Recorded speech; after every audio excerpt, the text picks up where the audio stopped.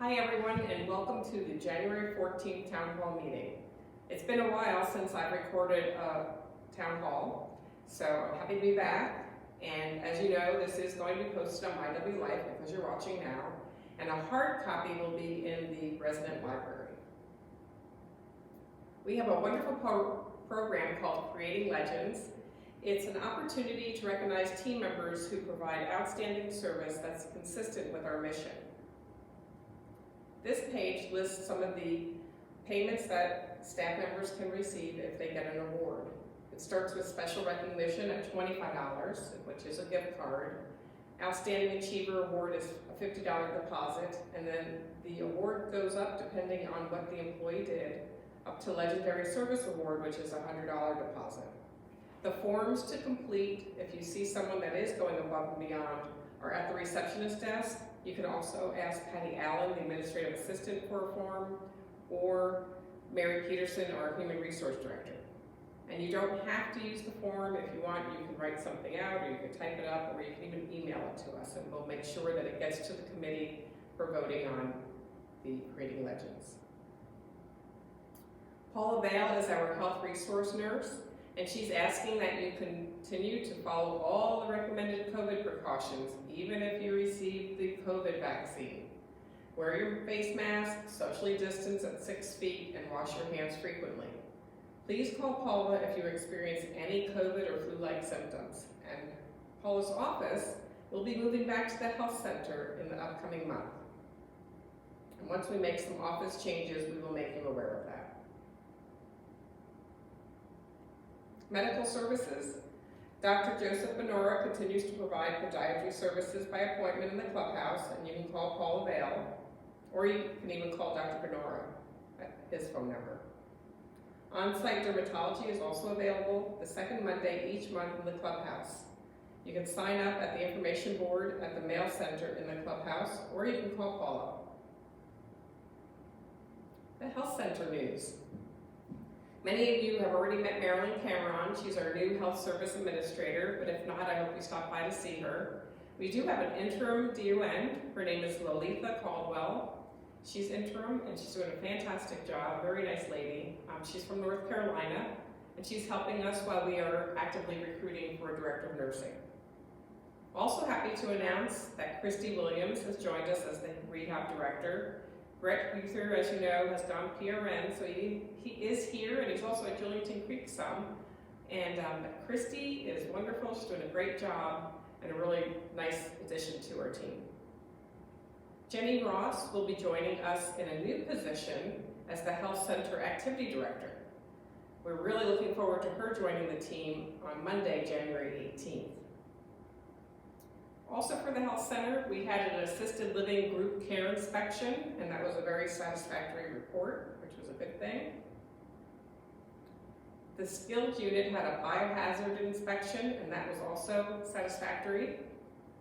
We are continuing with Family Connections, which are the video chats. We do these daily as desired, and we also do telemedicine visits, and those have become more frequent.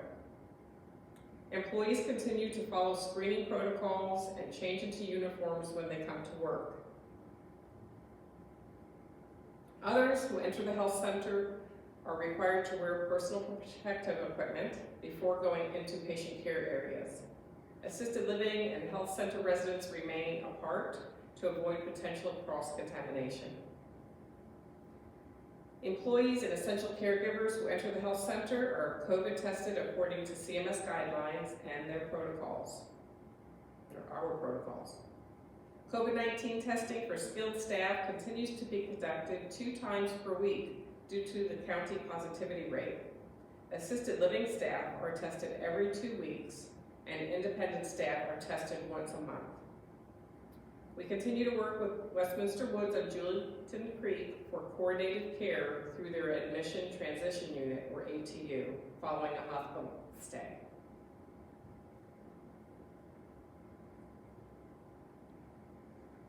So outpatient therapy is here for you. Our outpatient therapy times are filling up fast. They are quite busy. And in order to protect the health and safety of all our residents and patients, we have implemented new procedures. The The therapy gym is currently dedicated to outpatient therapy only. Patients will be met at the front door to the health center by the therapist and escorted out following treatment. Prior to entrance, patients will be screened for temperature and oxygen saturation and will sanitize their hands. Patients and therapists will wear masks throughout treatment sessions, and only one patient per therapist is allowed in the rehab gym at any time. There are 15-minute gaps between patients for disinfecting of therapy equipment. And on this page, you'll also see the phone number, so if you'd like to talk to someone about therapy services, you can give them a call. And again, that's Christy Williams is the rehab director. We continue sharing prayer on Tuesdays, and I know that these are usually posted to My W Life, and Patty sends out emails. I hope you are joining in. We have some new videos that were added to the virtual experiences icon on My W Life every week. There's concerts, tours, fitness classes, and more. So January, we had a wonderful virtual birthday party. So thank you to all the residents that did this for us. There's seated Pilates, Nothing Else Matters, amazing ice skaters. Wow, they're pretty low to the ground there. There's a 5-minute guided meditation, Lionel Richie in concert, and Breathe to Heal TED Talk. Great photos, holidays at Westminster St. Augustine, Merry Christmas, love the photography. Great pictures, everybody looks very festive, even with the masks on. Play readers, holiday skit, and more. I know this was extremely popular. I believe there were 6 programs, just amazing. So thank you again to the residents for doing this for each other. Very nice. And again, some great photographs. Happy New Year. Had a great New Year's. Love the pictures. Very cute. And we got some really nice feedback about the dinner and the little festivities that were happening that evening. So Happy New Year. A lot's happened since I've spoken to everybody last. But Happy New Year. I think I went around and saw most people that were coming into the clubhouse. Fitness in January. Fitness classes are held 6 days per week, first come, first served. The fitness center is open 6 days a week. Sign up for a reservation. And you can also sign up for an orientation to learn how to use Cybercycle, elliptical, or the stretch zone. There's a new class on Wednesday called Iron Yoga. This class is designed for the active, physically fit older adult. Iron Yoga is a blend of standing, seated, and floor yoga poses combined with weight training to increase strength and core stability. Light weights, a chair, and a yoga mat will be used. You must be able to transition to and from the floor without any assistance. Also, join Holly for a short 15-minute meditation and breathe work class on Wednesday at 9:30 a.m. during the month of January. There's also a 30-day wellness challenge that's underway. Sign-up was New Year's Eve, and that is occurring from January 5th through February 3rd. So keep up the good work, fill in your wellness every day. There's a 30 days to a healthier you. Transportation. How to schedule medical and dental appointments. Please call Kelly Bean, and her number is listed, 201-7072, to schedule transportation for essential medical appointments. Leave a voicemail if no one answers with the following information: your name, house number, phone number, location of the appointment with the doctor's name, and the date and time of your appointment. Your appointment must be scheduled at least 72 hours in advance, and we will be unable to accommodate last-minute appointments, and there will be no exceptions. World Dock Village shopping transportation is Monday, Wednesdays, and Fridays at 10 and 1. Banking transportation is Thursdays at 10 and 1.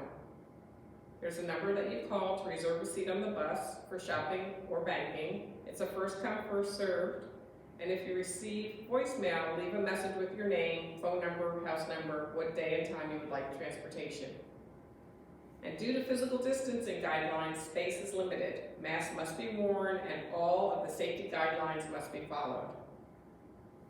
I'm going to go a little off script here just to let you know that management services We'll be working on looking at some of the new procedures and policies that we've put in place due to COVID to see what we might be able to change so it's not as strict for following different guidelines. It will be a slow reopening, but some things will be changed, and whenever that occurs, we will let you know as soon as possible. The foundation, they have a new name and a new logo, something very exciting. It's now Westminster Communities Foundation. So if you do write a check, we ask that you write your donation to WCF, and there you can see the new logo on the bottom. Very nice. There's a Care and Crisis Mercy Fund, and to date, 368 team members have benefited from the Mercy Fund since contracting COVID-19. The foundation paid out a total of $171,707 to those team members. And I want to say thank you on behalf of Management Services and the team members for your kindness. And remember, no gift is too small. Our census. So in independent living, our actual is 150 out of 159 units. Our budget's 146. So our actual is 94% census. Assisted living, we're at 21 out of 30 at 70% occupancy. And skilled nursing, we're at 17 out of 30 or 57%. So our overall occupancy is 86% and we're budgeted for 81%. So again, thank you to the marketing ambassadors for working with Fritz, Caroline, and the rest of the team and the other residents for welcoming new people and being available for tours, even during COVID. So we've been very successful, and it's all because of you, so thank you. And we are continuing to renovate units, and we're working on 7 of them right now. So ad valorem tax forms. Many of you, when you came in for your COVID vaccine yesterday and today, stopped at the desk and filled out the ad valorem paperwork, so thank you so much. The form is required to receive the ad valorem property tax exemption for each unit. And Pam is our notary. Pam's a wonderful receptionist who helped Patty with this, and she was here on site to notarize the forms. If you have any questions, feel free to call Patty. She'll be happy to answer them for you. And I know many of you participated, so thanks again. Welcome, new residents. It's a little tougher for us to meet some of these new folks due to COVID, but I think we all try to do a pretty good job. And I know we will be having a new resident orientation soon, and those residents will be notified. But welcome, Bob and Ginger Naraki, apartment 4310. Sorry about that. David and Joyce Katanska, 524 Balmora. Judy Alden, 625 Forest Park. Winnie Epley, apartment 3201. And Albie Corcoran, apartment 4208. And welcome future residents, Les and Beth Lamont, 2311, and Tim and Sandy Turner, apartment 1201. We are 100% occupied and reserved with independent living, so very exciting time for us. We've been conducting a lot of virtual marketing events also this entire time. And here is one of the upcoming virtual events. It's going to be on January 28th at 2. People that attend will hear from a local realtor, Trey Clark, from the Bold City team of Better Homes and Gardens, Lifestyle Realty. So that should be a really nice event. Dining services. So Rocco and his team would like to thank you for participating in Thanksgiving, Christmas, and New Year's. We had a fun time creating special menus for you and to try to make it as elegant as we could during these times. I received a lot of positive feedback, and I know many of you enjoyed the dining experience, so I'm very happy to hear that. A limited, always available menu options are available. As of now, it's grilled salmon and hamburgers. These options may change to give variety to you. French fries have also been added to the menu, and all options are available for lunch and dinner and dine-in and take-out. The pop-up shop items are still available for delivery 2 times a week, Residents may also order in larger quantities in wine and alcohol. There is a place to designate how many bottles or cases a resident would like. Dining services will continue the service of selling whole pies to residents. Pies will change with the season's variety, and we may also add cookies, brownies, and other decadent sweets. Just what we all need. I know I don't. Okay, so here's some really good pictures of the food selections. They look beautiful. There's Luke, Rocco, and David, and Rocco's styling in his Thanksgiving suit. And then the decadent dessert photo, very nice. Some more desserts and meals. Great photos, really lovely. And more photos, oh, we have some smiles. It's very nice. And that's Rocco styling a beard. Too funny. So we have toys presentation for housekeeping. Pressure washing of the clubhouse will take place on January 25th and 26th. For your safety, please follow instructions posted near the entrances. And if you have any questions, please contact Toy. And one thing Toy's been working on is a new trash compactor, and it has been approved and will be arriving the first week of February. They actually have to build it, so it takes some time to get it in. Housekeeping will soon have a news column in the newsletter. The column will provide helpful cleaning tips and safe practices for cleaning your home.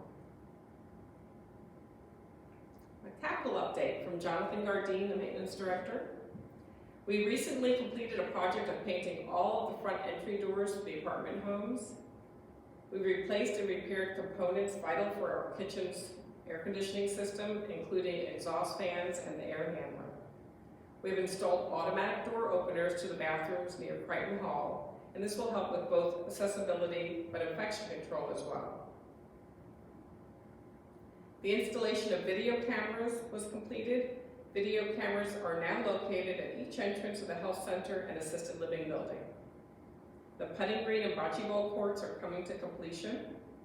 We've replaced the fire system backflows for the health center building, and we have enhanced the audio and sound system in the dining room, making for a more enjoyable dining experience.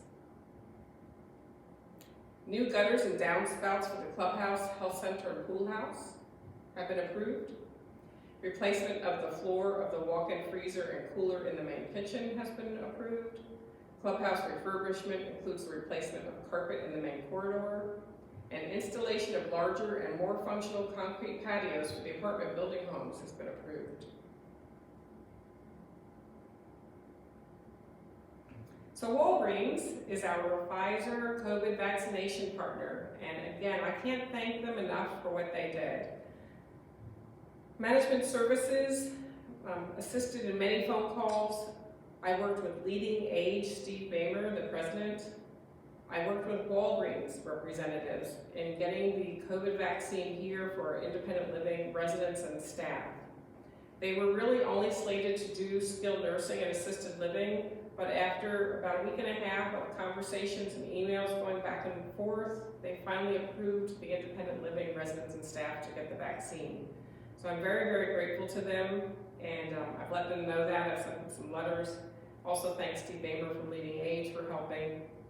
So I'm just very, very happy and grateful that everyone here who wanted to be vaccinated had that opportunity. I think it's very important for all of us. And I'm hoping that, as I mentioned, we will start seeing some lifting of some of the restrictions. We'll always probably have to wear a mask, but I think we might be seeing some things open up a little slowly. So, as I mentioned, we will let you know what will open up, what restrictions will be lifted. We'll send you emails and call malls and let you all know. Residents and staff in Skilled received vaccinations on December 22nd, and they received their second vaccine on January 12th. The COVID vaccines were given to independent living residents and team members on January 12th and 13th, along with assisted living residents and staff. But they only needed 1 day, and that occurred on January 12th. Walgreens is scheduled to return February 2nd and 3rd to provide the second vaccine to those people that received it on the 12th and the 13th. If anyone missed it, and we have an idea, we know who those people are, we'll talk to them. If they want to come February 2nd or 3rd for their first vaccine, and then Walgreens at this time stated that we would call them and they would provide that second vaccine in Walgreens. So we'll work with those. There's a handful of people that need to do that. We will provide scheduling information as we get closer to the February 2nd and 3rd date. I don't want to send out information now, it's too soon. And it'll probably be very similar to the process that we just had the past 2 days. I'm also really happy to announce that Reverend Jean Goodwin will be joining us as the Westminster St. Augustine chaplain. I have to thank a group of residents that helped in the process. We scheduled a Zoom call with Reverend Jean with some of the residents, and they were able to meet her, talk to her, ask her some questions. So it was just a very good experience, and I received very good feedback from those residents. And again, I just can't thank them enough for helping me. She is an ordained Presbyterian minister and has experience as a chaplain in both hospice and senior living settings. A letter of introduction will be provided closer to her February 15th start date. Also, I mentioned offices before about Paula going back to the health center. We are going to renovate the copy room area in the clubhouse to provide an office space for her. So we also, I mentioned we have Jenny Ross starting as the health center activity director. And so we have space there that we have to develop for her. So we're going to be doing some office moves towards the end of this month, around the 23rd. We're probably going to do it on a Saturday. And when everybody is moved, we'll let you know where people have moved to. We'll have to send out some sort of an update and probably a call them all, or maybe just in a memo form to let you know where you can find people. It's not huge moves, but just a little bit. Independent living, outdoor general visits, and essential caregiving visits are still occurring. We ask that you follow the protocols for your safety and your guests and staff safety, and please see Paula Vale for more information. We reopened the clubhouse salon, and unfortunately the beautician left, but Marianne Chadwick is still with Silver Salons, and she's providing service while they recruit a beautician. Extra safety precautions and sanitation, sterilization protocols are in place, but please remember to wear your mask while you're receiving salon services. And you can schedule an appointment by phone, and the phone number is listed on this presentation. It's 705-5651. A reminder, when you are around people that are not living in your household, social distance and always wear your mask. And yes, even though you got your first COVID vaccine. We continue to have staff and Central Security provide 24/7 gatehouse coverage for the COVID-19 screening process. I have received a question from some residents, and so I thought I would add it to this presentation. But the question is, where is Westminster St. Augustine's surplus revenue going? So the answer, there's $11.6 million in reserves, plus $25 million is in a construction fund for new apartments. There is a redevelopment committee that's been formed with Bob Linville, and we are in the process of scheduling a redevelopment committee meeting with Gary Hennis, the Chief Operating Officer, Jim Pulaski, the Senior VP of Operations. I imagine Sandra Noble will be a part of that. She's the Regional VP. And then myself, along with Bob Linville, and I think there's 3 other residents. I will be presenting next year's annual budget information after the January 28th Westminster Board of Directors meeting for Presbyterian Retirement Communities and Westminster Retirement Communities. So you'll be seeing me again this month with a financial presentation. We received our quality of life surveys back. We have whole group scores listed here. There are, by department, a little bit more detail from the questions that you answered, but I wanted to give you each department's actual whole group score. And I also provided 2018 scores and now this year's scores. So housekeeping went up a bit. They're at a 3.36, and the 4 is the high score.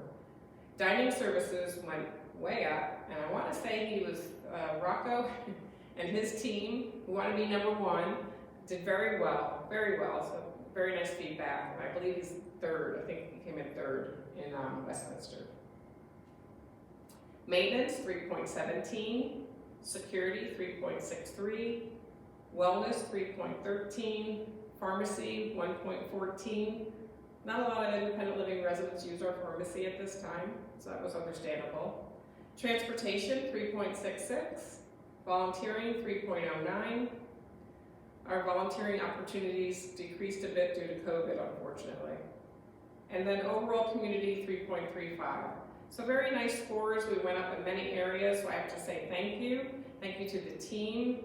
It's all about customer service and the staff that we have on board working very hard to meet your needs. So thank you for those scores, very good.